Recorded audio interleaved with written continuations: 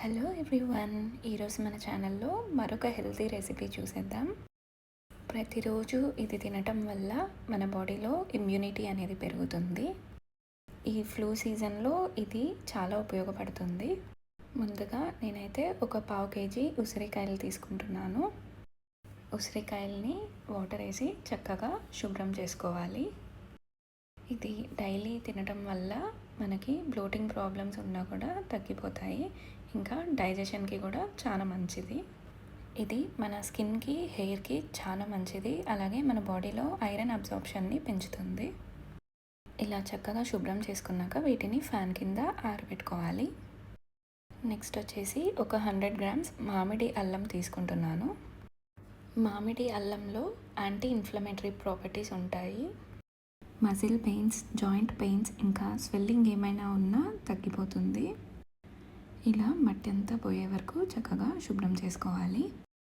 ఇలా ఉసిరికాయలు చక్కగా ఆరబెట్టుకోవాలి. కొంచెం కూడా తడి లేకుండా చూసుకోవాలి, లేదంటే తొందరగా పాడైపోతుంది. ఇప్పుడు నేను ఒక గాజు జార్ తీసుకుంటున్నాను. ఇది కూడా డ్రైగా ఉండాలి. ఉసిరికాయల్ని ఇలా కట్ చేసుకోవాలి. ఒక పీస్ తీసేస్తే నెక్స్ట్ నుంచి అన్నీ కూడా ఈజీగా వచ్చేస్తాయి. మొత్తం అన్ని ఉసిరికాయల్ని కట్ చేసుకోవాలి. ఎక్కడైనా కొద్దిగా చెడిపోయినట్లు ఉంటే దాన్ని తీసేయాలి. ఇప్పుడు దీన్ని పక్కన పెట్టేసుకుందాం. నెక్స్ట్ వచ్చేసి మన మామిడి అల్లంని కూడా చక్కగా ఆరబెట్టుకోవాలి. తర్వాత దీన్ని చెక్కు తీసేసి సన్నగా కట్ చేసుకొని పెట్టుకోవాలి. మనం రోజు ఉపయోగించే అల్లంలా ఘాటుగా కాకుండా కొద్దిగా మామిడికాయ టేస్ట్ ఉంటుంది. మొత్తం అన్నీ చెక్కు తీసేసి సన్నగా కట్ చేసుకోవాలి.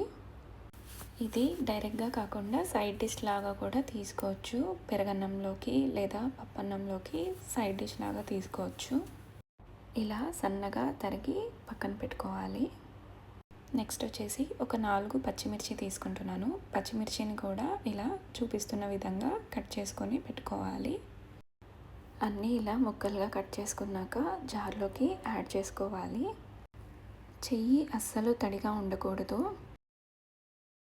అన్నీ కూడా ఇలా జార్లోకి యాడ్ చేశాక 2 నిమ్మకాయల రసం యాడ్ చేస్తున్నాను.